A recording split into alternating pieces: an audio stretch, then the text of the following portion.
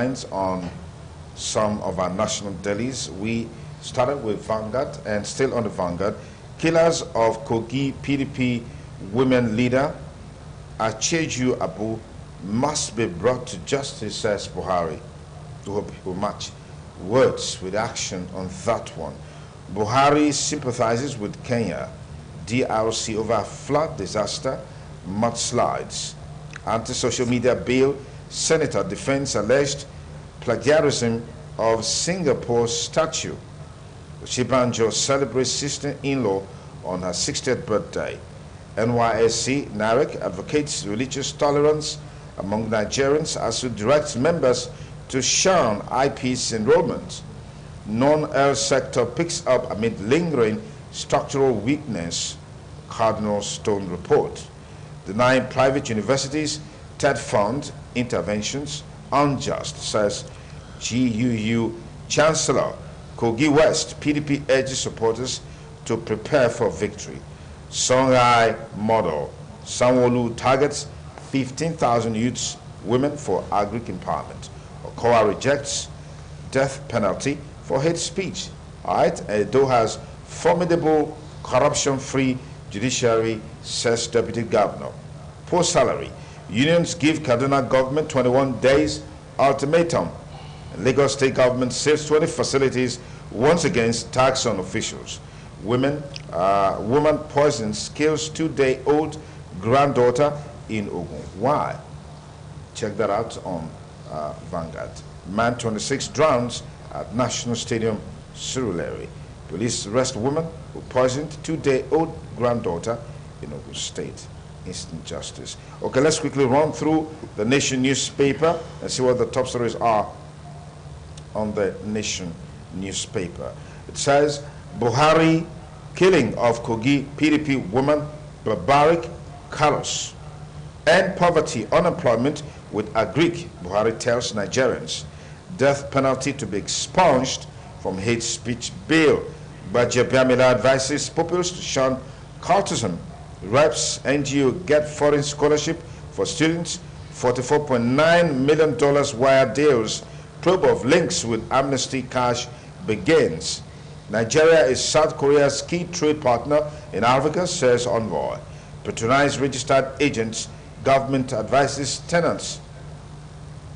Conwa ASU give counter directives on payroll. First Bank denies plan to sack court workers. And man commits suicide in Ebonyi. 70 hemp thieves held in Anambra. Army holds medical outreach in Niger, or rather in Niger. And Kano traffic official crushed to death. Lagos government to revive Songhai project. Others in agri sector. Nigeria is South Korea's key trade partner in Africa, says envoy. And grandma poisoned 2-day-old because she didn't like baby's father. Can you believe that? More facts are coming out now as to why that happened in the first place. Residents arrest car snatchers in Lagos. All right, that's it. And we look at the last one, which is the Punch newspaper. Let's see what the top story is out on the Punch newspaper. States lock arms with federal government over road project refund. Reps holds separate finance bill hearing today. Reps summon PAMSEC over Abuja, Kaduna, Zaria, Kano roads. Hate speech sponsor recants, removes death penalty from bill. Buhari orders completion of Ajakuta State Company, says Minister. AMCAN seeks judiciary support to recover 5.4 trillion naira debt. IGP swaps new Ogun CP with acquirement. Varsities IPs begins today as urges boycott. PFN opposes witches conference in Enugu, and PDP elders want Jonathan punished over Bayelsa loss. Chinese investors pledge support for Lagos development. 2 missing, 11 rescued as boats collide in Lagos. Oshun evacuates, destroys cows, sheep killed by lightning. Grandma poisons 2-day-old baby to stop daughter's marriage. 3 abducted in Boki Cocoa Farm in Cross River. My passion for excellence drove me to work hard. Rotiba, best 2018 WASC candidate. Akwa Ibom inmate dies of cardiac arrest in prison. Lagos State government seals off Multipark Nigeria Limited as workers had got stuck in machine. Can you believe that?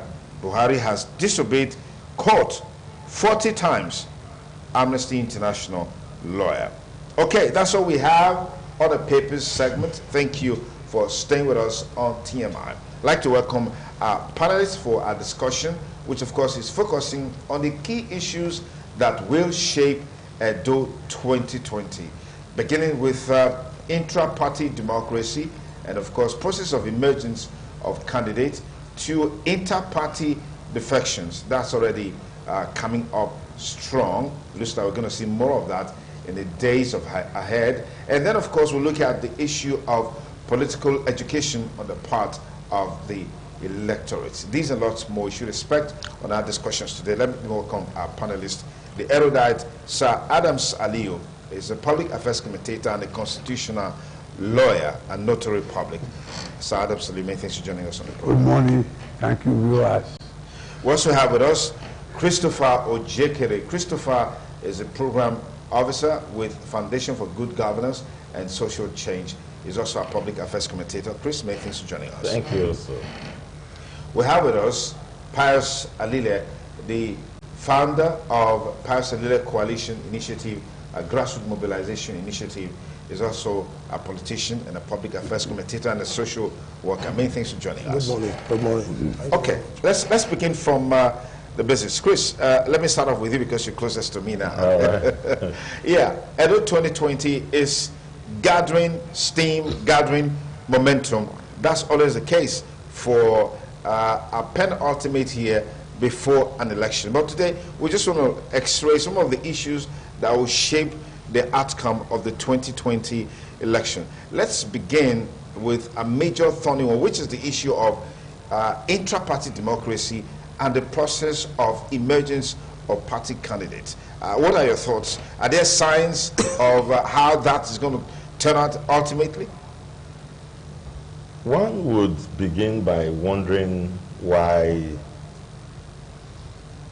Honorable Ize-Iyamu, who happens to be more or less an institution in a party like the PDP, would few months to the party's primary decide to move with all his followers and supporters into the APC to begin, as it were, new political horse trading, new political networking, and all of that. What that tells any reasonable and sane person is that all couldn't be well within the PDP. Issues that relate to party having wranglings and having squabbles within themselves all relate to intra-party democracy. Because party membership is a matter of interest and pursuits of interest. Where you find interest conflicting for whatever reasons is where you now find leaders of such nature within the party unable to stay together again to consolidate the party towards an impending election against what was supposed to be another party that had its own internal problem that have become very public concerns. So the truth of the matter is that one great failure of our political parties is the absence of intra-party democracy. There is always the tendency by a few members within the party who want to lord it over every other person. There's always the tendency to find ways to skew party policies, party shenanigans towards certain persons and towards certain candidates. And all of these begin to lead to problems within the party. So that we don't have in Nigeria, as it were, what you may refer to solid political structures called political parties that can offer platforms for career politicians and for developmental-minded politicians to build their political career on and then have what you may refer to as legacies. What you have is just disjointed assemblage of people, and that's why people say the political parties are more or less political platforms They're just platforms where people want to realize their political ambitions. Okay. And the reason for that is because you don't have internal party democracy. What we want to see are solid parties with solid structures that have templates and plans on which they run.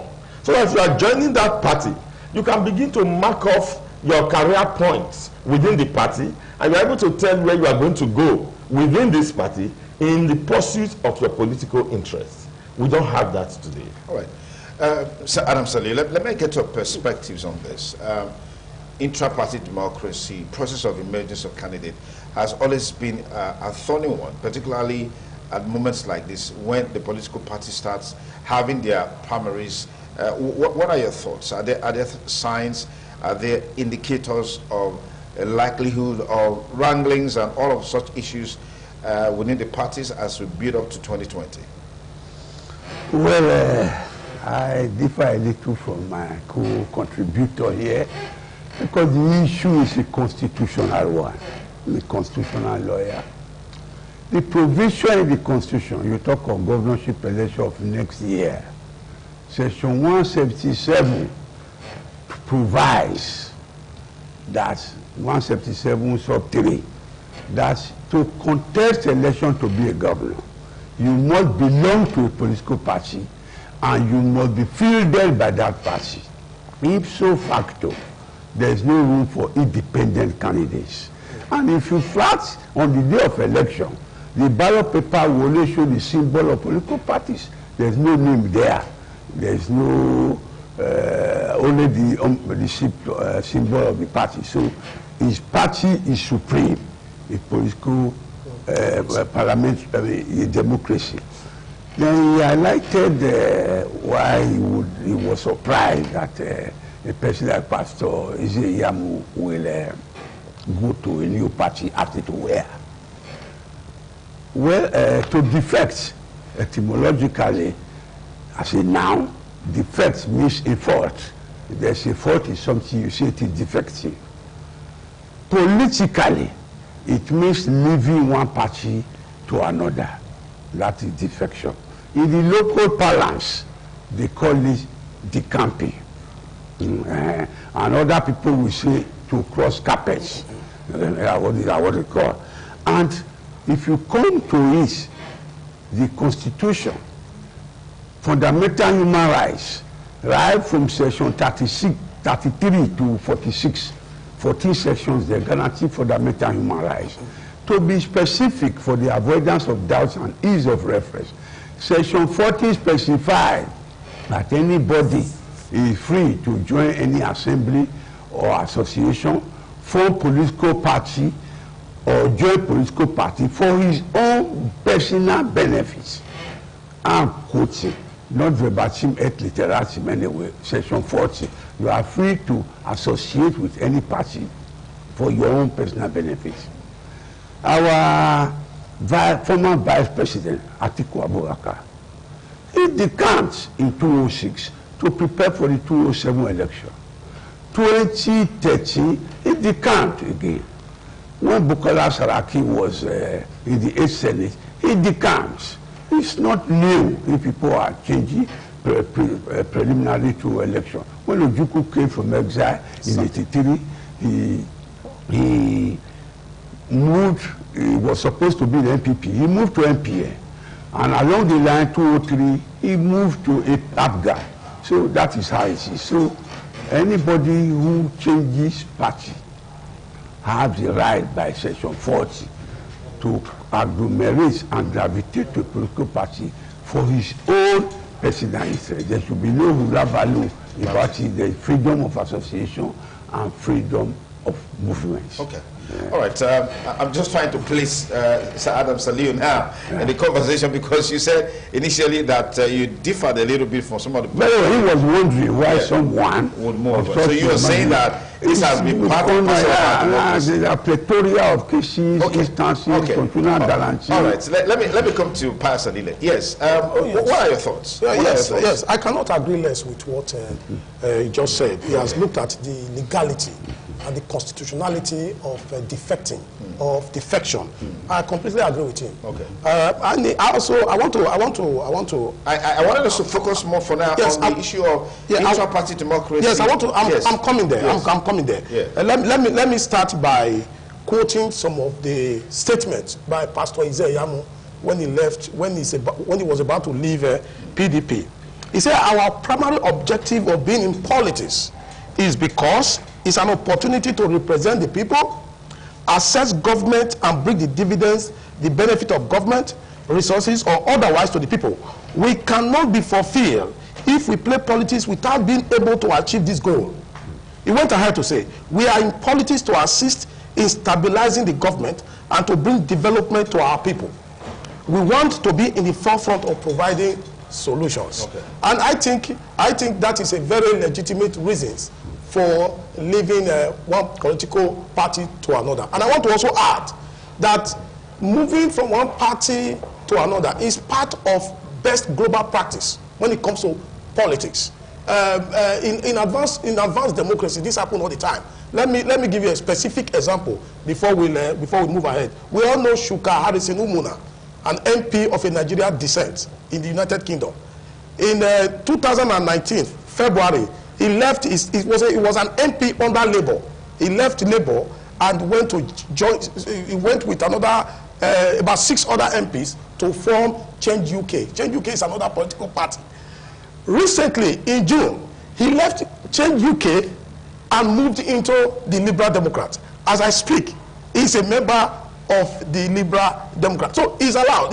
People move for one reason or the other, and he gave a very valid reasons for moving. So that is not a problem at all. Yes, we are going to be having alignment and realignment from one political platform to another, purposely because we have to begin to look at interests, and we have to begin to look at if this particular platform is conducive to actualizing my own ambition. Pastor Isaiah made it very, very clear that he has no personal issue with his party, the PDP, but he said that it is because of the interest of the people, the interest of his followers, the interest of the masses, and that is why he is doing what he's doing. Are you concerned in any way that this may have far-reaching implications for the process of emergence of candidates and the issue of intra-party democracy that has always been a very stormy issue at moments like this? Not necessarily. What it does is that it brings not only sanity, it also adds value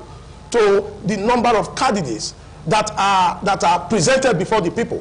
So if you have a democracy where there are no opposition, where you don't have credible candidates coming forward, then you are giving room for tyranny. You are giving room for despotic behavior. I can come home, I can analyze the position of PDP along with the government of the day in Edo State, where the PDP have not been able to actually PDP is the opposition party that we have, is the most formidable opposition party we have in the state. But if you look at it critically, you discover that they've not been able to play that role very well, because and that was an issue. That was an issue, honestly, even to me personally, that they were not playing their opposition. Okay, let's very well. But in terms of emerging, it brings sanity. You get good candidates. You get people who are credible. You get people. Yes, it might bring in a lot of probably rancor in terms of managing this array of credible candidates. Okay. But when you look at it critically, you discover that it is good for the state. Okay. It is good for the country. Okay. Let me get Chris in here. The ruling party in the state is already crisis-ridden, particularly from this semi-contestation between the forces in Abuja and the forces in the state. Now, this move, do you think it will fill this crisis or it will stabilize the crisis? Let's get that from you. All right. First of all, I wasn't questioning the legality or otherwise of people moving or changing parties. I was questioning the propriety of the regularity and the fluidity and nimbleness with which politicians move within and between parties in Nigeria. But I don't think I should drag that argument. Absolutely. Now, to your particular question, what was so attractive about the current APC that will make an institution in another political party that was supposed to be the major opposition to move that institution and its followers into a party that was clearly and is still clearly in disarray? Now, if we are to follow the theory of Honorable Alile, that was supposed to bring in stability because it will help to balance, so to speak. Power play. Yes. That is left to be seen in this issue of the APC. I won't be surprised tomorrow if I find the present governor of Edo State, who is a member of the APC, moving from the APC, maybe now to the PDP. If that happens, or a similar thing like that happens, then that has debunked the theory. Yeah, the reality on ground, Yes. and I like what he read because I was going to refer to that, Okay. is that Pastor Izeyamu was forthright, was clear-sighted about why he moved. He defined it, if I'm to use very few words for it, as personal interest. Okay. The personal interest to serve a realization of his political ambition. Every man has the right to that, Okay. and it should be respected. So he gave that as the reason for moving, not the reason of going to stabilize APC, as my honorable here put it. The fact of the matter is that he is going there to contest within the APC among other interested parties for the same interest that he has just defined within the APC. How that helps the APC going forward is left to be seen. But the point I'm making is this. A party that is supposed to have been the major opposition party in the state, I would have thought that it was organized enough to be able to produce a candidate within that party to challenge the candidate of the APC. I shouldn't think that the only way the pastor can realize his ambition was to leave his party, which was supposedly another established party. We have thought that in Nigeria we now have two established parties. So what I would have thought was that we are going to have a candidate of PDP challenging the candidate of the APC. It would have made democracy much more better. What I listen to be suggesting is that we are gravitating towards a one-party state, where everybody comes to one party and play there, rather than us having several parties that are strong, or a few parties that are strong, competing among each other and competing against each other within the political space. Are you following me? So I cannot take away from anybody his right to associate.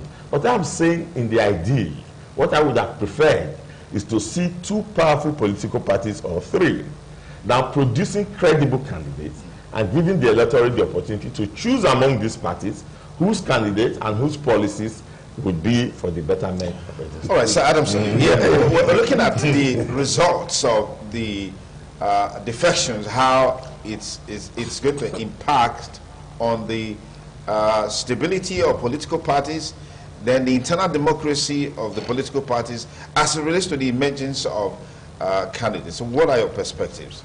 Well, we have all known, ab initio, that there are no permanent enemies in politics, only permanent interests. And as usual, my co-contributor was saying somebody in his own party now moved to a new party. Pastor Izeyamu, for the avoidance of doubts, the facts are there, was a founding member of FEC. He's not going to a strange land. He's coming home. When ACN was to conglomerate and aggregate ACN, CPC, NPP, ABGA, DPP, he was in the central figure that merged these parties to form APC, the co-founder of APC. And you know other positions he has held. So to say that a stranger is coming has no basis. He's coming back home. That is one. Then for the internal democracy, luckily Edo State is homogeneous. What I mean is that Benin, Isan, Isako, Nwakoko, Edo, we all trace our origin to the kingdom, and we are one.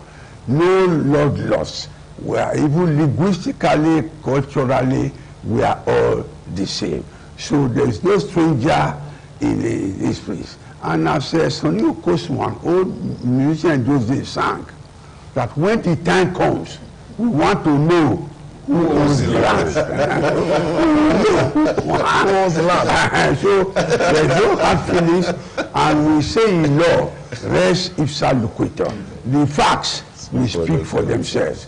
In primaries, as we try to say, in year 2015, 2016 primary, candidates were up to 10 or 12, you know, Rashman, Odubu, General, Yari, etc., Governor Bass, etc. So the more, the merrier. Okay. After all, INEC has registered 91 political parties. Even in Kogi election, in this Bayelsa election, there were up to 40 contestants. So no hard feelings. All of us are in the same party, and it's in good faith. No stranger is coming. So you're saying that ultimately, when the time comes, we'll know who owns it. Yeah, very well. Yes, the justification. Yeah. Yes, I want to. Is there any? Oh yes, this is exactly what we have been saying. I want to quote Pastor Isaiah because what you said just now wasn't totally correct. Pastor Isaiah said, APC is not a strange place for us. Yes. It is home. We are in APC with the best of intention, not to join faction, but to help strengthen the party and give our full allegiance to those in charge, those in authority, and not to undermine the powers that be. We did not join to fight or engage in name calling. Our coming in is to bring stability to politics in Edo, bring development to our people, and bring peace. God is with us. Our people are with us. The days ahead will bring more blessings to our land. That's what I said. Yeah. This is what Pastor Isaiah said. I'm just quoting him. Yeah. So it is not to join the party to cause confusion. At all. He is not joining the party to join faction and exacerbate the already tense situation in APC. That is not why. How possible is he that? is there. How possible is that, Pius? That is possible. No, it's how possible? You tell us. Let me tell you. If you know Pastor Isaiah, he's a man of peace, a man of focus, a man who believes, a man who fears God, a man who believes in the stability of this state. So it's not a confusionist. Okay. It's not something. Let's talk about that. It doesn't look like absolutely. We started campaign here. Let's talk about that blank now. That's a fact. All right, can I pause you for a moment? Dr. Don Pedro Basaki just joined us. Doc, many thanks for coming on the program. Thank you very much. Okay. Yeah, I'm sure you've been following these events as they unfold, and particularly in the build-up to the 2020 election. As is always the case, we have, party chieftains moving from party. In fact, there was one particular one I saw. The person was in PDP, moved from PDP to APC, from APC to PDP, from PDP back to APC. I mean, just the merry-go-round, all right? It's so fluid and so easy for us to move. But I think that is not the focus now. The focus is, what are your thoughts on these movements? And how do you think these movements will shape the issue of intra-party democracy and the process of emergence of candidates, particularly for the APC, against the background that there's been an internal wranglings within the party? Wouldn't this exacerbate the issue, in your opinion? I will speak first as an interested party, and then I will speak secondly as much as objective as I can be. As an interested party, I find the merry-go-round you just described. You say one person. I mean, it's in the public domain. I'd rather just state it as it is. That Pastor Saigi Zeyamu was in the PDP, moved to the PDP in 1999, moved to the HEP, formed the AC in Edo State. I remember then they used to say AC without compressor, and then the ACN, of which he was the national vice chairman for the South-South, which was no main position. And as rightly said by my daddy, he said that he was actually one of those who engineered the Coalition. that formed the APC, and then he moved in 2014, I think it was May 2014 to be precise, to the PDP and became their flag bearer in the 2016 election, and I think I was one of his major supporters then. Yeah. Then in a few weeks ago, just a couple of weeks ago, he's moved back to the APC. I believe that, like Sado said at the beginning, I truly believe everybody has a right to associate. There must be freedom of association and freedom of expression. The only thing I found a little disturbing is that Pastor Sagi Zeyamu is not an ordinary person. So, you know, William Shakespeare said that when paupers die, they are not commercial. He said, but even the heavens themselves, yes, mourn the death of princes. You know, and within the political space in Edo State, Pastor Sagi Zeyamu has achieved that kind of level. So some of us who used to be close to him, we were a little disturbed. You know, if you look at the reasons for moving, if the reason proffered as far instability in the PDP, that wasn't in the public domain. Let's be frank with ourselves. The kind of instability that seems to pervade the APC did not exist before Pastor Sagi Zeyamu moved from the APC, from the PDP. In fact, when I saw the first time that they excluded him because he did not reply to these insinuations that were flying about, they excluded him. And I wrote to the chairman and said, why are you excluding him? When you are excluding him, you are actually becoming a precursor for someone that has not said anything. You are finding him guilty for a sin he's yet to commit. That is how I saw it. Then when he moved, I did not feel comfortable. I even wrote an article last week on my perception. But those perceptions are personal. Absolutely. So, and those personal perceptions do not at all, in any way, remove the right. Because where does my right start? Where does yours end? It doesn't remove the right of anybody whatsoever, howsoever, to move from one space to the other. Then on the other hand, looking at the APC, I think in the last, since Buhari took over, there has been a seemingly change in the way the APC operates. In 2016 election, I'll make this clear, we were 17 that were running under the banner of the APC. 17. Why in the PDP, they were 4. Okay. If we remember clearly, there was Solomon Edebiri, there was Matthew Idwoyekeme, and Osaro Onaiwu, before Osaro Onaiwu pulled out to Abga, and then Pastor Sagi Zeyamu. I think that same thing is going to replay itself now. So what we are saying is that we are going to get a final before the finals taking place in the APC primaries. But what I was thinking that we might look at personally is how does this affect the governance dynamics of the state, in the next 1 year? How does that affect the common man on the street? How does that affect political realignments? And how does that affect ideological divides? Because you've come to find out that all the parties, from the look of things, because parties don't make themselves, human beings populate the party. Absolutely. So when the same set of human beings junket from one party to the other and back again, then you begin to question the veracity of, say, oh, there is an ideological standpoint here, and for me, the whole place is fluid, and the differences in the party is just in the capital letters that represent them. That is how I feel. Okay. Thank you very much.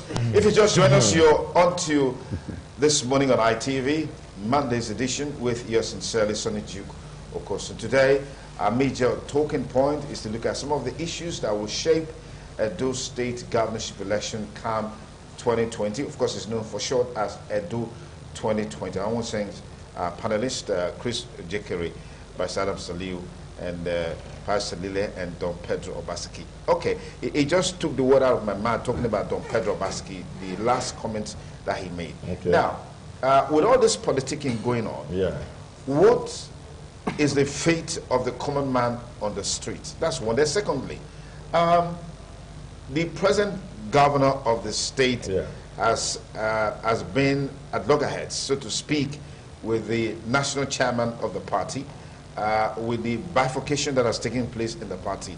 How can you distill all of these and tell us your perspective on its impact on governance in the state? The governor of the state has, for the past few months, as far as I'm concerned, been fully involved in the battle between himself and the national chairman of his party. The governors in the state in the past few months have not recorded to me anything meaningful by way of taking care of the welfare of the people. And I'll give you several examples. When the governor became governor, some of the policies he initiated were, one, he tried to give us a state that has some aesthetic looks that will be an attraction to investors. So the state, and the Ring Road especially, was cleared of street urchins, beggars, and all of that. If you live in Benin City and you stop today at any traffic point, you are invaded by hordes of street urchins, wiping your glasses, snatching things from the car if they can do that. They are all over the streets. If you go to Ring Road, you are likely to count more lunatics, madmen, and so on, occupying those places where our poor market women were driven out from because they said they had constituted nuisance to traffic. But they are occupied today by madmen and street urchins. That is not to talk about the boys who play right opposite the former ACB bank there. What do you call it? The more you look, the less you see. With policemen, and I have noticed, I have seen, driving around there, hanging around the corner, watch them for a while, and drive away again. How are investors going to come to a state with this kind of environmental hazards? Now, that is one. We complained endlessly that during the rains, Edo became a standstill state once it rains, because all you needed to do was to stay at the point where the rain met you and wait for about 2 hours when the rain would have stopped, and then the water would have found some passages. You couldn't move. So how is governance taking place when Edo is submerged under erosion? Even the roads that were said to be tarred are all washing away. Exactly. Are you following me? So the point is that the things that should have been the primary focus of government in the past few months have been diverted. All we read in the papers is whether Ojezwa was accepted into the NEC meeting of APC, or whether it was Mose that was accepted into the NEC meeting, whether the Speaker Okiye was invited to Speaker's conference with Buhari, or whether he wasn't invited. This has become all the minders of the government, especially Robinson Crusoe Sagi. Go and read this write-up for the past 3 months. It is either replying to John Mayaki on one allegation or the other, and other. So that's what is the government for the past 3 months. Now, so there can be no understating how this kind of issues take away focus. For I will still have another 1 year to go. When I was here the last time in the studio, I did tell you that it was going to get messier. And that was before Joshua was purportedly removed. We are seeing what we are having. Yes. Yes. No, we are correct analyzing the situation. Okay. Yeah. So it cannot be overemphasized how this can divert attention away from proper government. Okay. Let me get Sir Adam Saliu in here. I always look at it from a constitutional point of view that the position of governor, very big position. The governor. The Constitution gives from section 176 to section 196 all about governor. The chief executive can appoint commissioner, etc., etc. And for the governorship election, that takes us to 178, section 178, which provides that the election has to hold earliest 60 days to the tenure expiration of the incumbent, or latest 30 days. If so facto, that election cannot come earlier than September of 2020, going by section 178 sub 2, which provides for 60 days before the election. But being a long distance race, it's not a sprint event. you have to come in. I'm already seeing billboard and campaign slogans all over the place. It is healthy and good because the more the merrier. Once you cannot choose out of nothing. So all what you are seeing, they are preliminary events which is getting people involved. My co-contributor said that Peter will talk, Paul will reply. These are expected. But the oneness is that they are all within the same party. That way I'm happy. We are all members. Are these not distracting governors, by some sense? Okay, Yes, if you it's say, not a distraction to governors. now instead of governance, Yes. you are now fully involved in politics. Politics. If anybody calls, you reply and all that. Well, it could, but it ought not to be. Governance is different. Party politics is different. They run pari passu, and the chief executive, encapsulated in section 176 to 196, has all the powers to look for the welfare of the people. And Edo State is one single constituency.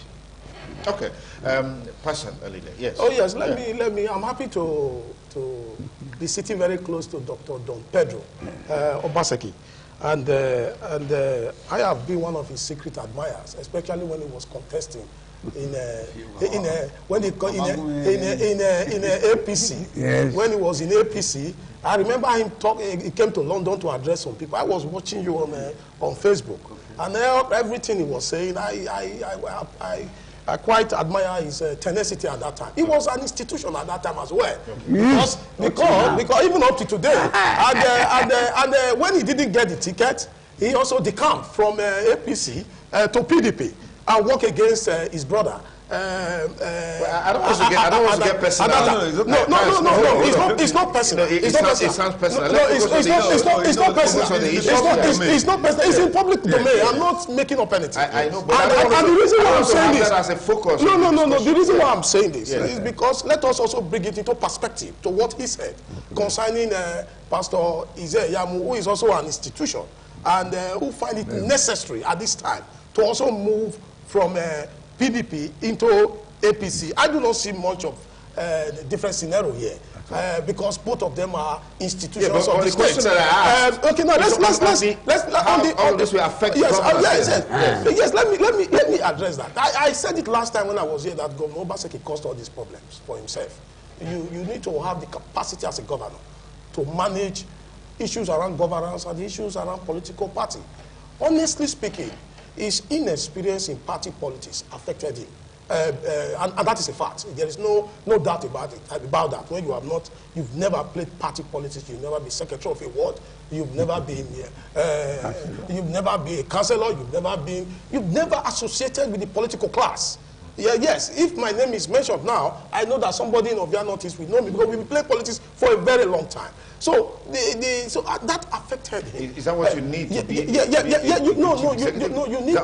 You need certain level of political capital. Honestly speaking, you need certain level of. I'm not saying you should have all the experience in the world, but you need certain level of political experience to be able to manage the party as well as the state, relate with the party leadership, to be able to govern. Saying that, governance is for those elected, party politics is for politicians. You will discover, I think you should discover now that is not totally true. You know, there are ways you marry both together, you consult, you relate, and you carry them along in the scheme of things. It is not about sharing money at all. It is about relating. I think he lacked that interpersonal skills, and that has affected him. And now it has boomerang. That is why he's having all this problem. You see, some of the issues, as at the time he's supposed to be concentrating on governance, he's being distracted. Not because the politicians that are saying that they don't want him, not that they really wanted to do that. It was because some of them were pushed to the wall. This is politics. And as a matter of fact, even there was a time I was saying that you should reach out on time. You can still nip this, you can still stop this, reach out on time. But some people were saying you should fight on. I don't understand it. Fight on.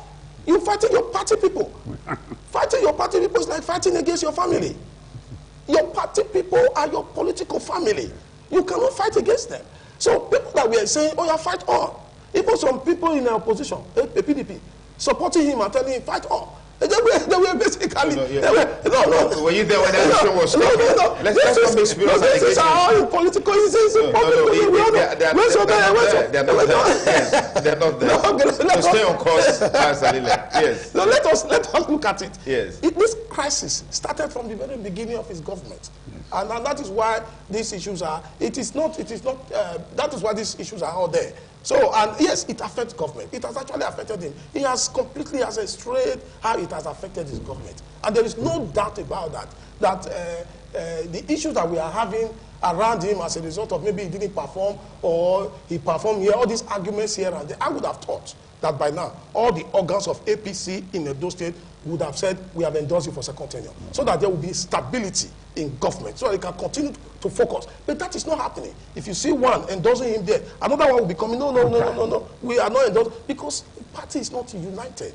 You see, they've not agreed that he should get second tenure. You see, these are the fundamental issues that he created. And as a result of, probably didn't appoint a very competent political advisors, because, of course, yes, you might not have all the experience, but this is government. You should have people who will advise you. And you should also be ready to listen to these people. It will continue to affect his government, honestly speaking, till election day. It will continue to affect it, except there is stability in his in the party. Okay. That is my position. Don Pedro, yes. I'm happy that, you see, like I said at the beginning, let me use the Obasanjo phrase, because I'm involved. I want to agree to a very large extent that maybe some perceived lack of dexterity in the political space might have affected Governor Godwin Obaseki at the beginning. Because I personally, there was no love lost between me and my elder brother at that time. But I'm not an idiot. So when I look at and I weigh the terms of performance, his ideas, and mine I had prior to my running, and I find a lot of coalition, it will just be silly for me to keep hitting just for the sake of hitting of the politics. So I decided to support it. Now, going forward, I feel that the luck Edo people have here is the fact that this fight came a lot much early. Yeah. Exactly. I do not believe at all that there will be no reconciliation. Anybody who thinks that, let me speak Benin, there is absolutely nothing beautiful in war. At all. Because no matter how bloody that war may be, particularly when you have more or less a war of attrition, it must end on a negotiating table. And like our learned senior colleague said earlier, governance and politics in a multi-party democracy runs pari passu. They are cybernetic. One flows into the other. Right. They are actually one and same in a lot of ways. I feel that this learning curve for the governor it may be painful, but he is coming out at the end of the day a much better, a much enriched person in terms of experientials. Right now, if you notice, there is an emergency NEC meeting while he is discussing the industrial hub thing in China. If it was the old Godwin, he will let them deal with their stuff. I will deal with this one. But I was shocked when I saw him there on that day. In fact, I was called by members, by persons in the opposing camp to say, you see your governor, today now Thursday night, tomorrow we hear say they China. So when I saw him on television sitting right in the middle, I said, oh my God.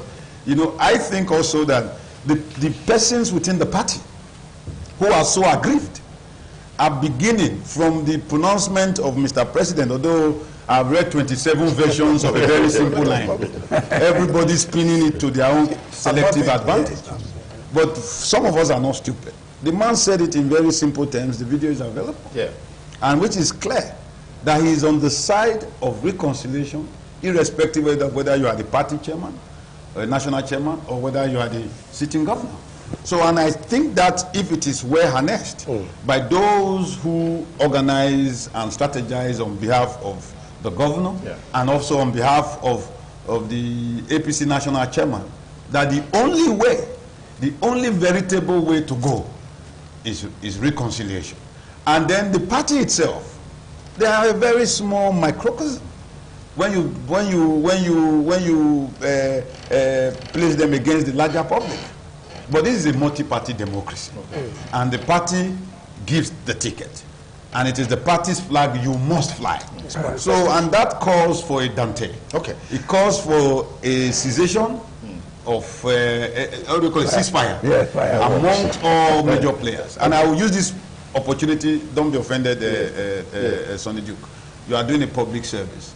For the sake of all Edo people, it is imperative on Governor Obaseki and former Governor Adams Oshomole to bury the hatchet and move this state forward. Okay. It is the only veritable thing to do. Yeah, now, history has a way of repeating itself. I mean, it's replete with instances where things like this play out. Not too long ago, the story of a certain governor, Akinwumi Ambode of Lagos State, and his benefactor, Asiwaju himself, brewed up like this. And then at some stage, there were stories around the fact that, oh, the presidency is supporting the governor against the Asiwaju, and that on that plank, the presidency will prevail on Bola Ahmed Tinubu to ensure that Ambode comes out successful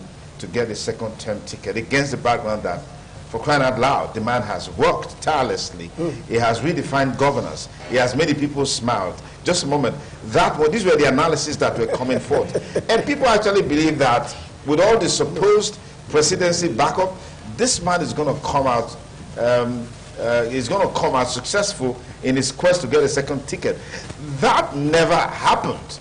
Because now Dr. Pedro is talking about reconciliation. We are seeing movement, people moving from one party to another. They say when you see someone dancing on the stage, someone's dancing on the stage, there's a drummer somewhere beating the drums. I don't know what your thoughts are. The limitation of public domain analysis is that you don't have the liberty to share all the grapevines. You don't have the liberty to share all the grapevines.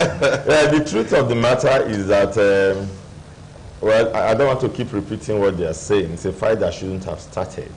And after that passionate appeal by Don Pedro, we shouldn't go back to begin to flog the horse. Okay. I think going forward, I think I would also want to advise the governor.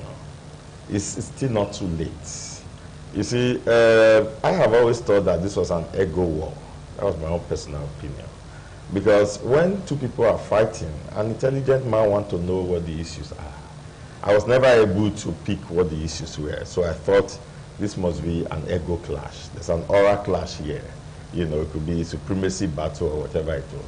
So I think with the events, all the events surrounding it so far, there can be a reapproachment, you know, towards reconciliation. But one thing I find in this kind of war, your reconciliation is more often better if it is done between the parties on the personal level than third party intervening. The Ambode case you cited, Ambode was probably relying on third party intervention. I mean, Ambode probably would have been able to solve that problem himself. Or maybe before he realized that the problem was there, it was too late for him to have been able to solve it. But I don't think that's the same case with Edo's. I think in Edo State, there are rooms, there are doors still open, and there are moves that could be made, and then we'd have a reconciliation. As he gave us that beautiful parable, no war is beautiful. Yeah, I think so. That's what. All right, Adamson. Well, I find it odd for people to assume that in a highly competitive event like this, somebody could be returned unopposed. The Constitution does not provide for that.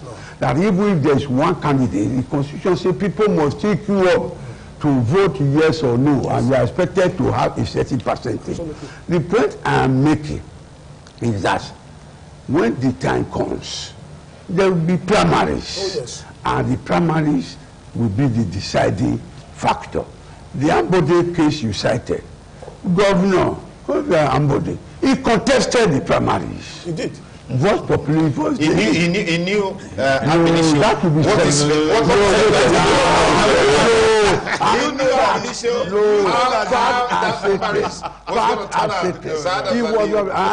he contested the primary. Yes. It will be speculative, prejudicial, presumptive, preemptive to forecast as an astrologer a result what has ever happened. So, as many people that are ambitious, that are bona fide qualified, they should be allowed to contest. Ambode contested that primary, and he's a sitting governor. Yes. Then rest sir.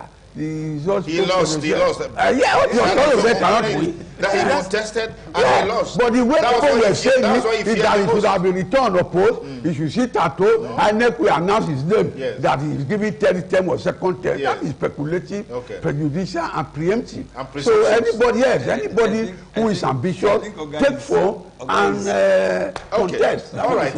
Yes, pass. Yes. You see, Bola Asiwaju Tinubu made it very clear that Governor Ambode was a good governor, but a bad party man, unquote. That is what he said. He contested. You cannot be a good governor and not be a good party man. You see, these are fundamental issues. The case is similar to Edo, very, very similar, honestly speaking, where the party people are not happy. That is applicable to Governor Ambode. So these are fundamental. I am very happy, honestly speaking. I want to talk to you on a personal level now. I am happy that a formidable person like Pastor Osage Izeyam is moving into APC, because we have to check certain excesses. Honestly speaking, we have to check certain. I like opposition. I like competitiveness. And that should take place in APC. Yes, there should be primaries, but let's have formidable personalities, formidable political characters competing to get the ticket. There is no. I agree with our lawyer here that said that there is no constitutional provision for saying that it is my right. It's not negotiable. You can't use that word in a democracy. It's not a military era. You can't use that word. Yes, I am happy that strong political character like Pastor Osage is coming into APC. Let's face the primaries and let's see who gets the ticket. That is my position on this matter. All right, that's my position on this matter. That's on Pedro. I will take both of them on. Yes, please do. Because I'm going to cite another example. Yes. Number one, in spite of the primaries, unquote, that took place in Lagos, I mean, as a lawyer, you won't discountenance the fact that it will be most unlikely for the total number of votes in the primaries to be 2.3 million above the total number of votes in the general election. So that was what happened in Lagos. Okay. Number two, Ambode did not have the room to ebb. And Ambode, he made, Kingsley made something at the beginning, that there are certain things that happen that you cannot in the grapevine. You can't divulge in the public domain. Yes. But let me put it on call for those who know. Ambode could not retrieve that phone call. Ambode lost the election, his seat, to a phone call that he made that he forgot to cut. When we finished, asked me why. I was executive consultant to Fashola for 8 years. Okay. And I am an internal person in the APC in Lagos. So I know what I'm talking about. He made a phone call. There is no precedent that would have asked Bola Tinubu not to agree. Not to agree to give that man a second term ticket. I'm being frank with you. Okay. That phone call, unfortunately for him, was recorded by the old man's Android phone. So when you go to meet him, he plays the phone call for you. And you leave with your jaw. That was what. Then in the second week, he made that phone call on the 2nd of August, 2018. I know what I'm talking about. And the primaries was just 6 weeks away. There is no abracadabra that Akinwumi Ambode would have played that would have checked. Then on the other hand, the entire party infrastructure in the state was totally against Ambode. That is not the same thing with Edo State. You can say some of them are split. The chairman is here, the other one is there. You get my point?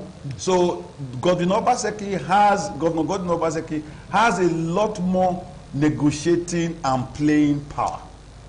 As for the primaries, I want to say this clearly. Any competition that is skewed or manipulated actually calls to question the veracity of the democracy. Oh, yes. There must be a primary. Oh, yes. Like Uncle has said earlier, even if it is a one candidate, Mr. President was a one candidate in the primary, in his party primaries. And also the same results also happened there, where the total number of votes he got as an APC member was higher than the total number of votes in the national election. Go and check the figures. So what we are scared of, me as an onlooker, now I'm no longer really an onlooker. My family is involved. My family was also involved before. Osage is also family. You get my point? But this time, I hope that we are able to safeguard democracy by making sure that the proper things are done. I don't agree that there was no real substance in the fight. Okay.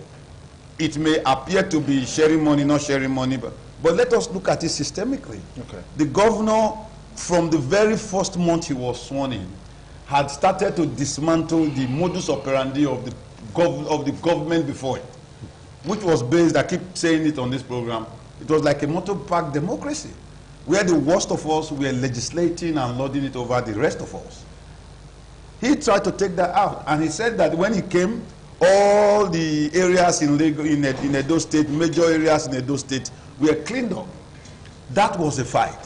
The second one is the personality stuff. I think a lot of persons lashed in on that, either to build their own selfish political capital at the expense of the totality of Edo citizens. But I think with the events that have been panning out in the last few weeks, or particularly in the last 2 weeks, since the multiple and serious suspensions, it will, no matter how crazy that person is, no matter how hard-hearted, they must begin to shift grounds. Okay. They must shift grounds so as to accommodate the yearnings and aspirations of the commonwealth of Edo people. We won't let anybody, for the sake of personal fights, mortgage away our collective patrimony. All right, so let me come to you, Christian. I'm not happy you are not talking about those people who are still sitting in Abuja, when we don't vote for them to stay. Yes. It's also part of the issue. It's also part of the issue. They should come back home. Chris, I just want to find out from you, what are your thoughts on the possibility of reconciliation before the primaries, before the election proper, in this build-up? What are the possibilities? Because just 2 weeks ago, last week here, 2 weeks ago really, it was Bayelsa and Kogi State. We know what played out in Bayelsa State. Today I read in the papers, some of the stakeholders are saying that former President Goodluck Jonathan should be sanctioned for the role he played in that election. What are your thoughts? I'm a pragmatist. As I said earlier, the fight shouldn't have started. The costs of a fight is that you are not able to predict the dimensions of that fight. There have been too many dimensions involved in this fight that while we hope optimistically that there will be reconciliation, my truth in my heart is that there will be no reconciliation. There will be no reconciliation because other interests have set in. And those other interests that have set in are entrenched interests. They are not light interests. Now, time had been given for reconciliation before these other interests set in. Advantage was not taken of those lapses, of those windows. So there cannot be real reconciliation. There are too many things involved. You have situations where you have political treachery, where you might even have family treachery, where you have, proteges fighting against, So there's too much involved now for us to be able to backpedal and say, And then if you are going to have reconciliation, there are certain issues. He just referred to a group of people that are over there. That's another strong issue involving the matter. Whether you like it or not, the institution, Captain Zayamu, does not make moves just because for the fun of it. He's making moves after he has done some consultation. Those are interests. Then you have the interest of the deputy governor and his godfather, and then so many things that have happened even way back home. Those are interests. So you really cannot have reconciliation. We are hoping for that because that's what we hope. But as a pragmatist, I look at it clearly. I don't see much optimism. Me, I'm an optimist. Are you optimistic of the reconciliation? Well, I radiate on the same frequency with you, but reconciliation is very, very unrealistic. You cited the case of Jonathan. Yes. This is Jonathan, an institution. Deputy governor, governor. Vice president, president. Then a group of people will sit in one corner. They say they want to suspend him. He's no more a PDP member and all that. So I find it ridiculous. So when everybody now assumes power that does not belong to it, so I'm sure the constitution is very brilliant because it is the people who will decide. Exactly. And in a democracy, the ballot box, the ballot paper is the deciding factor. Is the illicit passing. Well, before the ballot paper decides, the party will decide. The people in the party will decide. You are now talking of party. Yes. Who is the party now? The people. There are so many chairmen. I will sack Peter. Exactly. Peter will sack me. Exactly. So we don't even know which is which. The principal will suspend the students. The student will suspend the principal. So, all right, very interesting. When you talk about reconciliation in politics, you are talking about dialogue. Then you are talking about making compromises. Yes. You see, and when you are talking about making compromises, that becomes that dialogue becomes complex and it becomes difficult. And I think that is the issue here. Are all the warring parties, are they ready to make compromises? You see, one of the things I like about PDP, in 1999 when I was a councillor, they have a crisis management strategy, very strong, across board. What they do is they make compromise. If you have factions like this, they say, okay, you bring chairman, you bring vice, you bring secretary.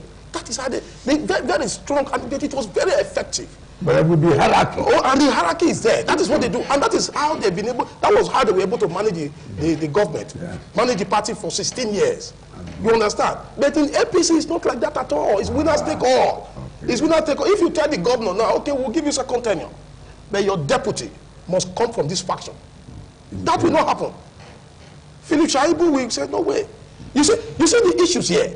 So when you are talking about reconciliation, you are talking about making compromises. So I do not see these parties. Do you see reconciliation? No. They are not ready to make compromises. Dr. They are not ready to make compromises. You are the apostle of reconciliation. In fact, you made a passionate appeal to all the warring factions to bury their swords and to see their swords and then of course reconcile. You see, the truth of the matter is, for me to go with the float psalm and the jet psalm doesn't make me a missionary. Shakespeare says, sorry, I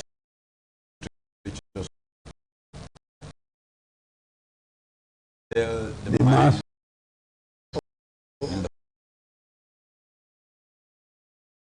are all hallmarks of diplomacy. For diplomacy to win, there must be problem.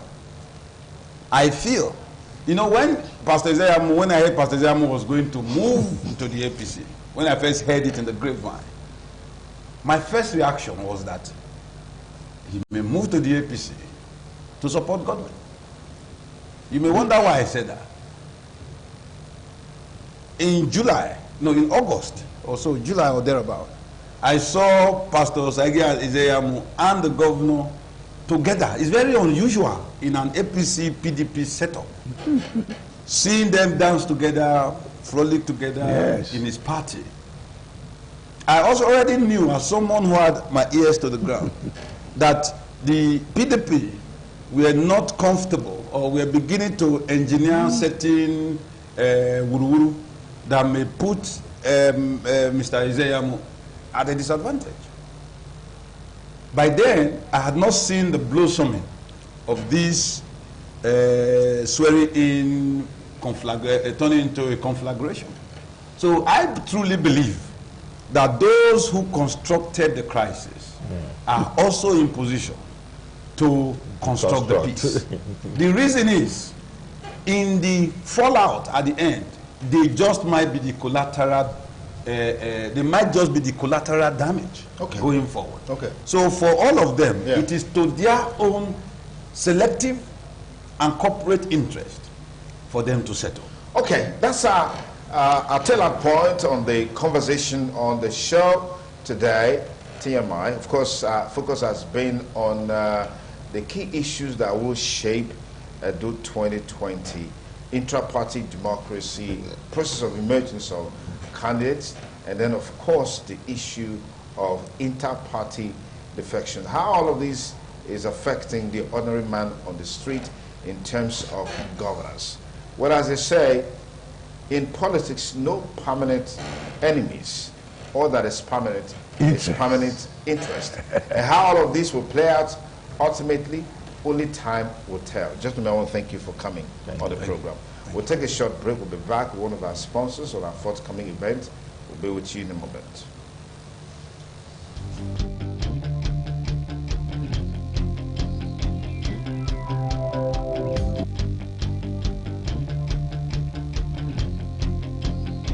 We blamed ourselves enough. We complained enough. We cried enough. We fought ourselves enough. We've hated ourselves enough. It's time to do what the Bible says. Come together as a people. Come, let's build a new virile nation. If we all want to look at the ugly side of Nigeria, we find nothing good at it. I do not know any other country in Africa that is as big as ours, that is as populated, and so much blessed with natural resources, blessed with natural gift of God, whosoever you are. This is one country that we have to join our hands to build it together and get a new nation. Nigeria must not be destroyed. We can make that determination.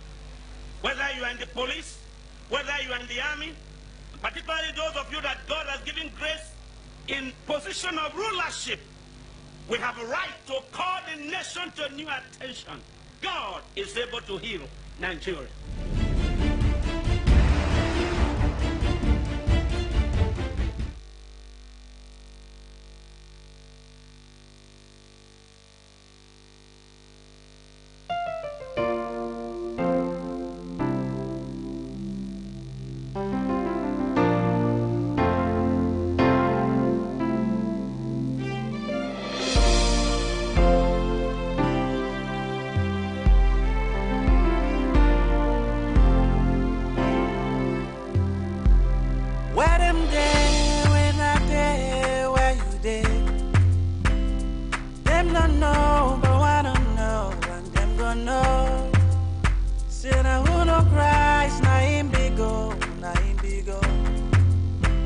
My God big oh, my God big oh, my God big oh. Say now where them day, when I day, where you day. Them not know, but wanna know, and them gonna know. Say now who no Christ, now he big oh, now he big oh. Say my God big oh, my God big oh, my God big oh. They ask me scrap how far, what's the secret? Show us the way. How come we taught the hardship in the word? You're something every day. How come you put in little efforts but still you're getting the pay? Amazing how you keep your head up at miss the hurricane. Was it an Ifa or Baba? You put a visit to Ghana, not my brother, but the one who makes me win is Hosanna. Gives me peace with no wahala. With cheese, he loads my Aza. He's my daddy. I'm residing inside him. No one can find me. Residing inside him. That's the reason why I stay smiling and I'm flying. I'm styling only because my Jesus got me. He's the Alpha and Omega. With no data, he'll update ya like an application. Source of my wisdom and my strength. He's my father and my friend. His promise to follow me till the end. I walk with him daily, hand in hand. The only one beside me. He guides me and never slide me. If not for you, my God, now what would stop me? When I day, not know, but wanna know, and them gonna know. Say now who no cries, now he be go, now he be go. Say my God be go, my God be go, my God be go.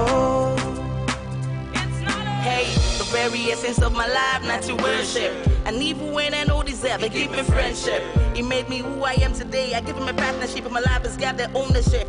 No more dictatorship. I'm riding along this leadership. No hardship, less crucial. The only God who wasn't created, just how the Bible stated. Praise God, the resurrected, the word says it's complicated. But we say he dominated, illuminated, ascended. I made a devil, dumbfounded, disoriented, disappointed, wasted, wretched, defeated, evicted, intimidated. His passion made outdated and useless, now he's so faded. I praise the Lord in the morning, noon, and night. I praise him 24/7, it's my delight, yeah. I praise him everywhere I go, it's my delight, yeah. And we ain't got no battle, cause Jesus fought the fight. When I dare, when you dare. Them not know, but wanna know, and them gonna know. Say now who no cries, now he be go, now he be go. Say my God be go, my God be go, my God be go. Biggie God, Biggie Christ, he does everything he says. No, he never ever lies. Makes us illuminate daily in this year of light. Went to Calvary for me, there he paid the price. Money in the eyes are growing like a palm tree. Our love for blessings, they got no boundaries. We ain't got no maga, but our Jesus still paying. So you don't judge me, cause you don't know my word. When I dare, when you dare. Them not know, but wanna know, and them gonna know. Say now who no cries, now he be go, now he be go. Say my God be go, my God be go, my God be go.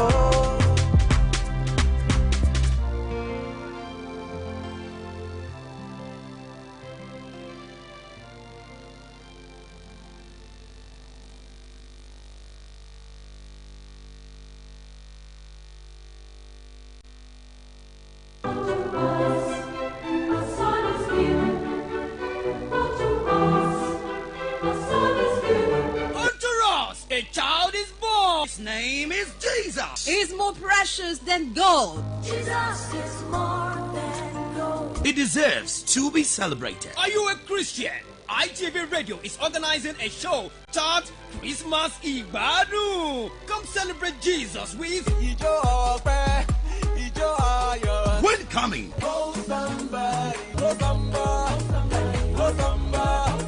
There shall be lots of fun with DJ Ultimate, different artists, cartoon characters, games garden, and other side attractions. Competitions include I Know My Parents, football, color match, balloon busting, skip and race, etc., etc., with fantastic prizes. Wow!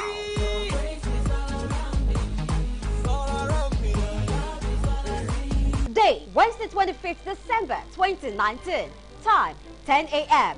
Venue, ITV Radio Corporate Office, Glass House, Airport Road, Benin City.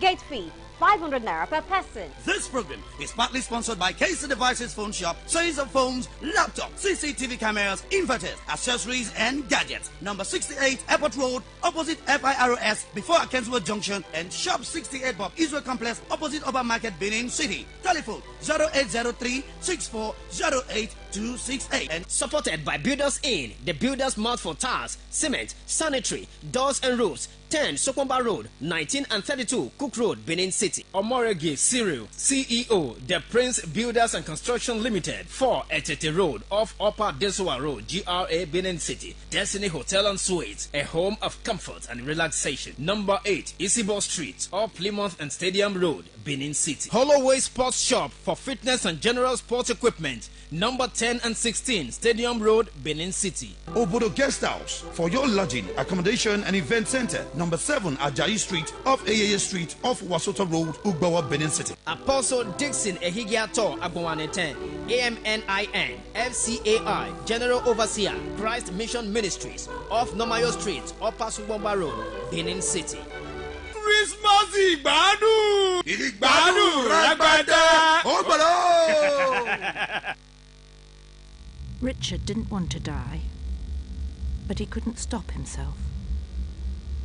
The collision with the car didn't kill him, But he wasn't wearing a seatbelt, so he continued on his journey.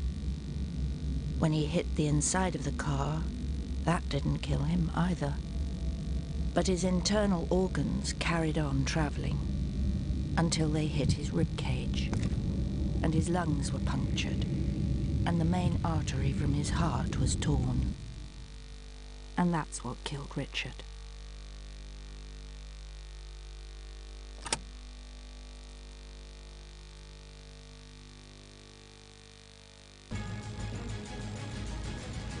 Do you believe citizens should take the laws into their own hands? No, it is not taking the laws into their own hands. Your Excellency, but do you agree that there were accusations that you made during the campaign that were not necessarily founded? Me? Yes. If the party doesn't have a direct influence over the legislative arm of government, how come the party held the primary election, Senate? The party provided the platform only. I actually disagree with you, Senator. I think draconian laws would affect more so the masses, the people who do not even have to begin with. What do they call the incident of October 2006?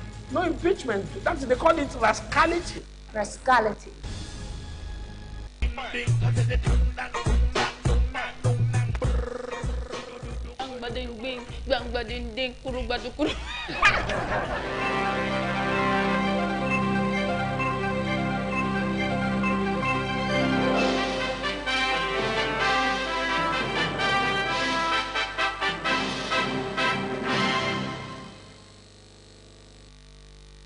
Good morning, welcome to the news updates for this time. I am Sharon Ajay.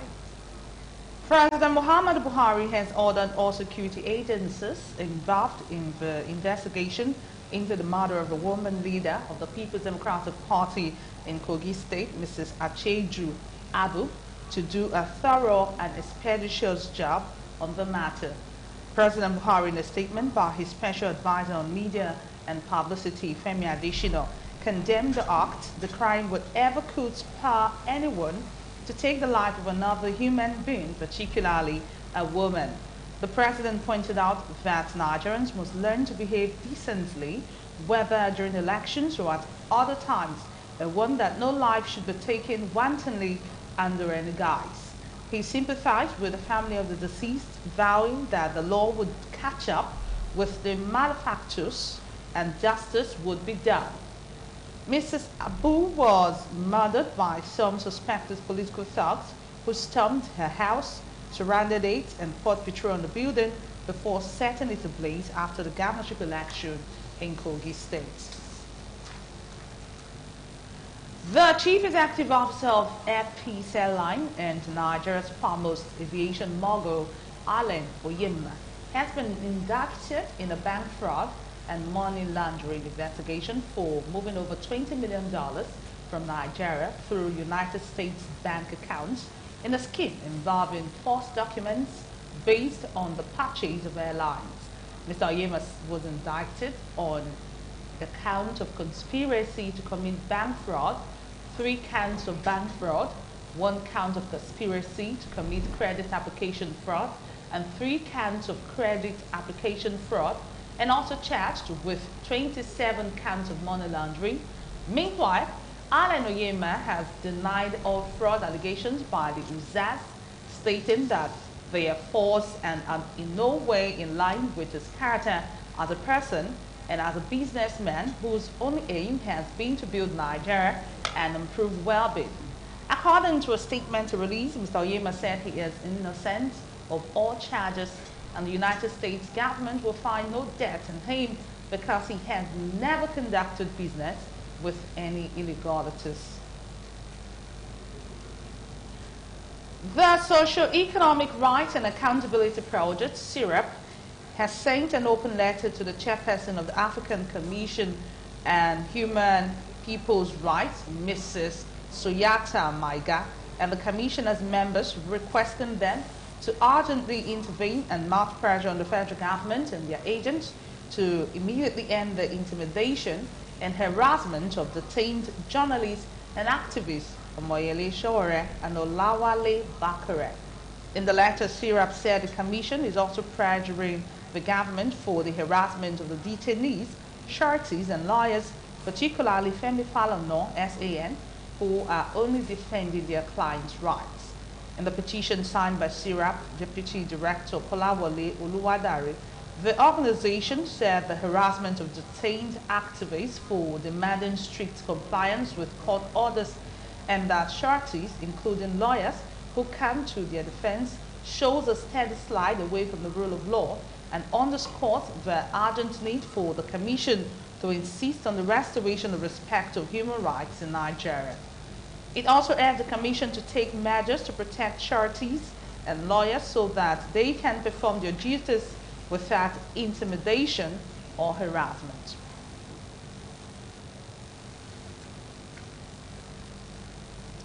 Moving on, the Minister of State for Environment, Mrs. Sharon Ekiozo, has condemned the bush burning practice in Nigeria as it contributes to climate change.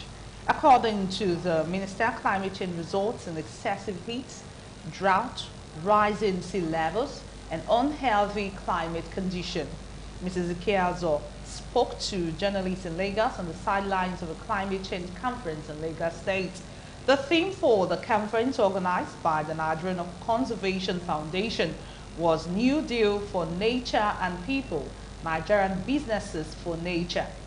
She said the enforcement of extant environmental laws by states will go a long way in arresting bush burning. The minister advised corporate organizations to be environment friendly in their business activities and asked state governments to protect the environment by discouraging bush burning. Christians have been urged to emulate genuine love displayed by Jesus Christ, who gave his life for salvation of mankind. The admonition was given by Reverend Father Emmanuel Afogbo, who officiated during yesterday's Mass of St. Gabriel Archangel Catholic Church in Benin City. Deborah Beffen reports that the Itamar Benin and Honorary Romanian Consul to Edo and Delta States, His Excellency Sir Chief Dr. Gabriel Osawa Igbenadio and his wife, Lady Cherry, also attended the Mass.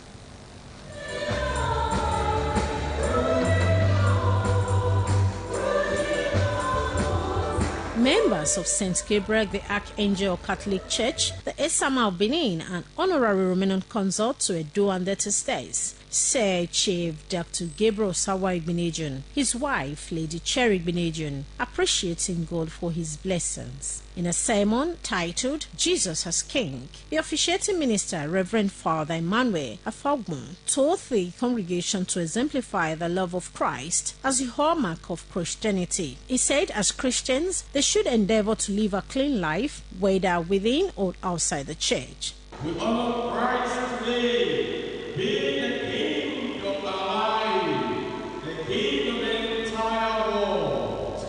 Today we honor Jesus, who was proclaimed King at his birth. The Esama of Benin and Honorary Romanian Consort to Edo and Delta States, Sir Chief Dr. Gabriel Sawa Igbenedion, in an interview, said there is no other place to be than being in the presence of God, and emphasized the importance of thanksgiving to God in appreciation for his manifold blessings for him and family.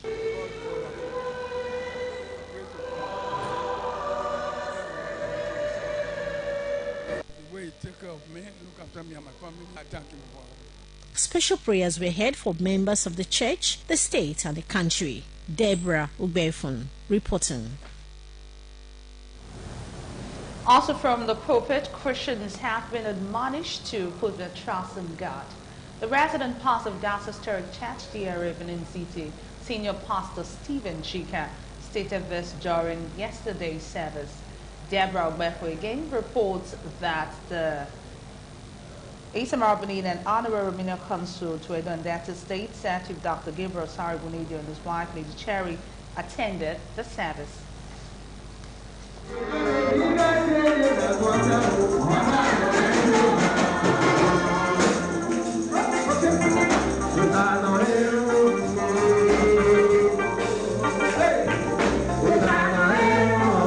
Esama of Benin and Honorary Romanian Consort to Edo and Delta States, said Chief Dr. Gabriel Sawa Igbinedion, appreciating God for good health and blessings upon him and family. The Esama of Benin, in appreciation to God, also give thanks through special psalms.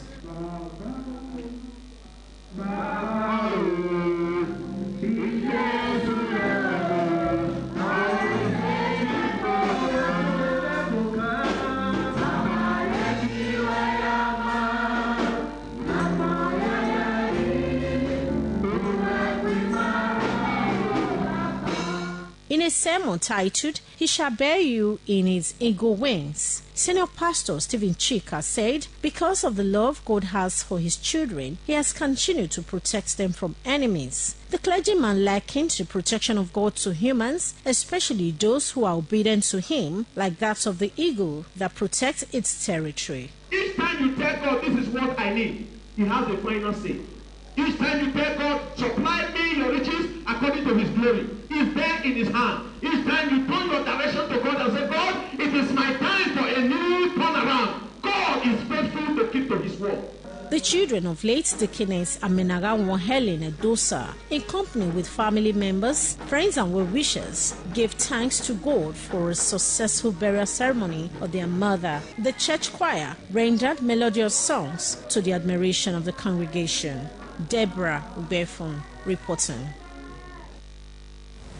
And that report wraps up our news update for this time. Join me again at 12 noon for the World News. I am Sharon Ajay. Thanks a lot for being there. Good morning.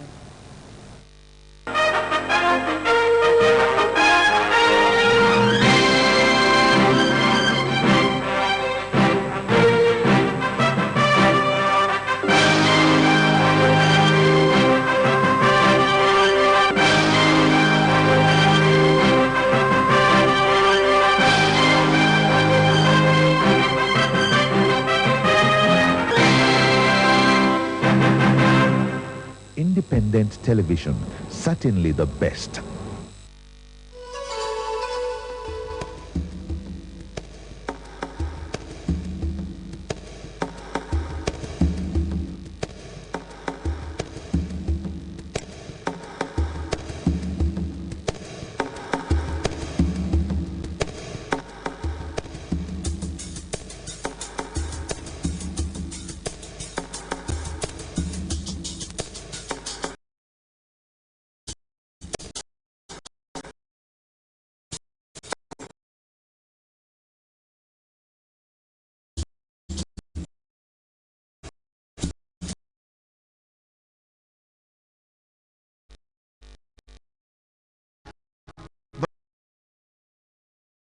Because information travels beyond boundaries. And on This Morning on ITV, we guarantee unbiased analysis on topical issues that will educate you, entertain you.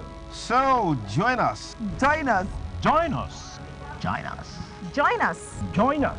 Every Sunday to Thursday, 7 a.m. to 10 a.m. on your ultimate news and current affairs program on television, This Morning on ITV TMR. Join us. Nigeria gets set for the biggest grand finale ever. It's the 15th edition of Miss ITV Hot Next Nigeria Beauty Pageant and ITV Radio Fashion on the Runway 2019. It's the Keep Walking edition. Wow! Come cash in excitement as 36 contestants battle for the prestigious prize and all the consolation prizes. Come and see the superlative performance of the fashion designers as the battle for who becomes the best fashion designer in Nigeria. Chairman of the occasion, Barrister Keisla Moirabo, constitutional and human rights lawyer. Special guest of honor, Honorable Gideon Obaka, former Edo State Commissioner for Education. Grand finale, day December 1st, venue, Eluria Hall and Suite, Sabalo Road, Benin City. Performing live, Southside Finest, Pupaleke, the Mini Wana Master, Edo Music Sensational, Influence Akabaman, High Lab Hip Hop Superstar, Miyaki, Fantastic Frank, the Zuzuzu Master, Rap Sensational, Alpha, Buju King, That's Great, MC Mr. Comedy, Action One, MC Asoro, MC Solo, MC Honorable Senator, and many other on the Wheel of Steel, 92.3 FM, DJ Armando, and celebrity DJ MOG. Wow, you just can't beat it. Host the unforgettable MC Fasonu. Date Sunday 1st, December 2019. 15. Time recap 3 p.m. Main event 4 p.m.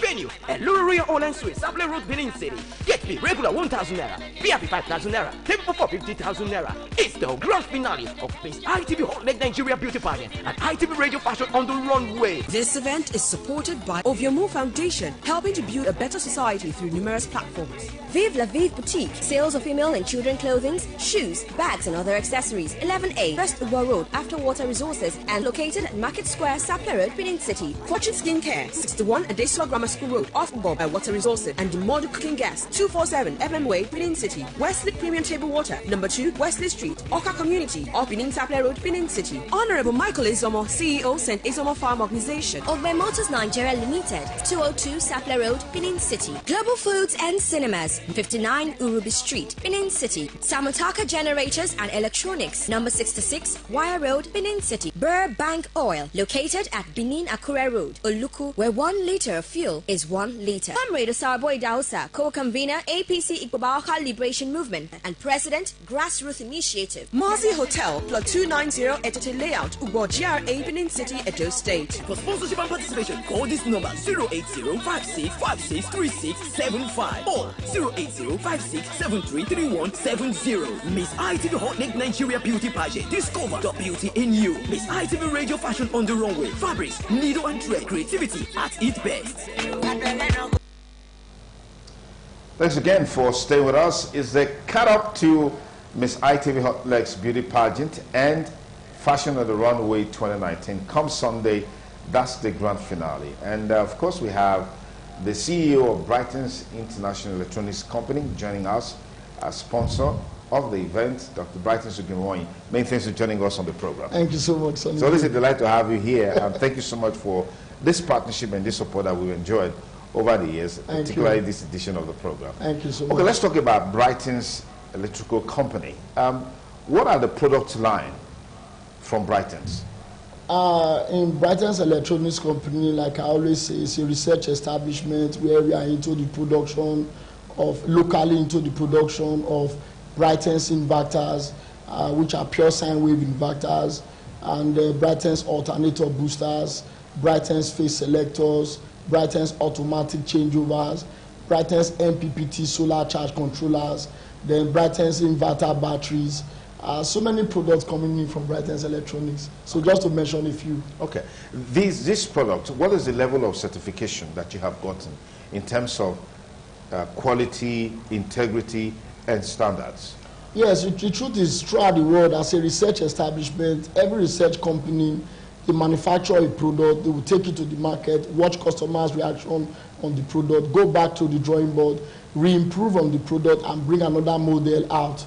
So by the grace of God, all our product, almost all our product are now certified by Standard Organization of Nigeria. And the most recent certificate we just received is for the Brightens inverter batteries because of the quality, durability, and strength of the batteries. What differentiates your inverters and solar charge controllers from others that are prevalent in the market? Brightens Electronics Company, there are some things we deliberately installed or into our inverters that made them outstanding in the market. For example, the Brightens inverters are pure sine wave inverters. They are LED displaying pure sine wave inverters. They have double system thunderstorm resistant facilities, especially due to the Nigerian weather during the rainy season.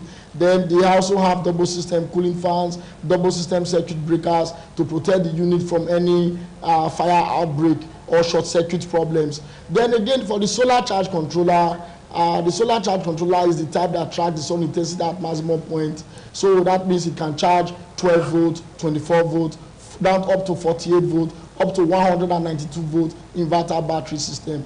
And it does what we call power summary. So that means if you are not around, you can easily go to the charge controller to check a particular day to find out whether it worked on that day or not, or maybe due to so much rainfall, it was not able to charge so much energy from the sunlight. So I want to let you know that it has its own inbuilt thunderstorm facilities also.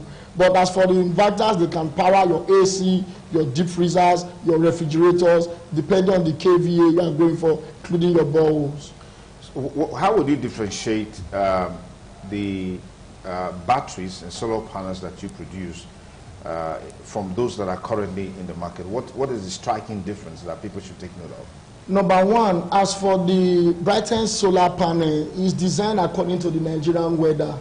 There is something that most people don't know. Sometimes when you import solar panels from European country or Asian country, American country, as the case may be, mainly they are always designed according to their weather conditions. Except you are lucky or fortunate to find somebody who may go there and say, produce this panel for me according to Nigerian weather. That's the only way you will bring it here and enjoy it. For example, in Nigeria, let's take Nigeria as a case study. If you take a polycrystalline solar panel to the southern part of Nigeria, you will not get the maximum benefit from that panel. The reason being that a polycrystalline solar panel, they work based on sun intensity. But if you take that same panel to the northern part of Nigeria, it will work excellently well. So these are some of the things you must have in mind when you want to sell solar panels. So that's why when our customer is giving us calls that they are looking for solar panels, first thing we want to know is the region where you are in the country, okay, so we can ascertain your climate conditions, okay, to know what panel is adequate and appropriate for you. Then two, the panels we do, they don't drag thunderstorms, because thunder is a source of electricity. So if the panel is on the roof, don't forget we are on the surface of the earth, not in the hole. So that thunder lightning you see during rainy season is a source of electricity. So if the panel is original panel, it sees the thunder lightning as an abnormal source of power. So it will not transmit it, that it will not damage your electronics or your inverter. But if the panel is an inferior one, it will be dragging thunder lightning. And we know that most of our customers, they are not the owners of the residence where they may be living at a time. So it does not make sense to give them solar panel and say that they are putting thunder arrestor everywhere, reacting the house that is not theirs. It does not make sense. So we give you an original panel. You would not need thunderstorm arrestors. You don't have to re-air the house. You just install the panels and you start enjoying start having value for your money. Then as for the batteries, let me educate Nigerians something about batteries. You see, before our battery was approved by SON, one of the standing quality is it must be a dry cell battery. But because people are looking for something cheap and the harsh economic conditions of the country, people are not going in for wet cell battery. They will buy wet cell battery. Then you will discover that almost every inverter batteries are called deep cycle batteries. Okay. And they have what we call lead acid deep cycle batteries. Most of them are made with lead acid. So the issue now is, I want to speak from a medical point of view. Okay. I'm not talking now from the engineering as an inventor. Okay. I'm talking now as a doctor who is fully registered with the Nigerian Medical and Dental Council of Nigeria. So I want to let you know that if you use wet cell battery, over a period of time, you will discover that the water level is dropping. Then you will need to be topping it with distilled water. You do that by yourself? Yes, the customer will do that. Okay. But we don't sell such batteries. Okay. The customer will do that by themselves. But the truth is, the fact that that water level is dropping shows that the batteries, there's an evaporation. Because the water level will not be dropping if it's not evaporating into the room or the environment where the battery is installed. Okay. So over a period of time, we all have different immune system and different level of tolerance. So if you start inhaling that lead acid, maybe evaporated, the problem of fumes or vapors into that environment, over time, you will see that person coming down with respiratory problems. It can be respiratory cancer, it can be lung cancer, it can be bronchitis. You can browse it with your phone. Go to Google. We are living in a jet age. Go to Google, type it on Google. Effect of lead acid poisoning. You will see it. It's there. So we keep telling people, sometimes because of cost implication, people want something cheap. They start going for things that at the risk of their lives. I'm telling you. Yeah. And this is just highlighting what you would call the health and environmental effects of lead acid battery. That's the point you just highlighted. Yes. Okay. Yes. All right. Let's just move on quickly and tell us something about the Brightens alternator booster, particularly as it relates to pressing iron. That seems to be something of interest to a lot of people out there. Tell us something about it. Let me tell you guys, that's what I'm looking at on the screen now. Okay. The Brightens alternator booster is what you are seeing on the screen. Now, let me say something about this booster. It's a circuit design in such a way that the aim is to prolong the shelf life of generators, so that when you are using your pressing iron on the generator, you see this dragging, adjusting sound that is being made by the generator, each time you use what we call heat element electrical materials such as pressing iron, boiling ring, or ring boiler as the case may be, each time you plug your pressing iron, your generator makes a dragging adjusting sound. That means you are straining the bearing of that gen, the pistons, the alternator, the shaft of the generator. Over a period of time, the gen will be making more noise, wasting more fuel, eventually to pack up.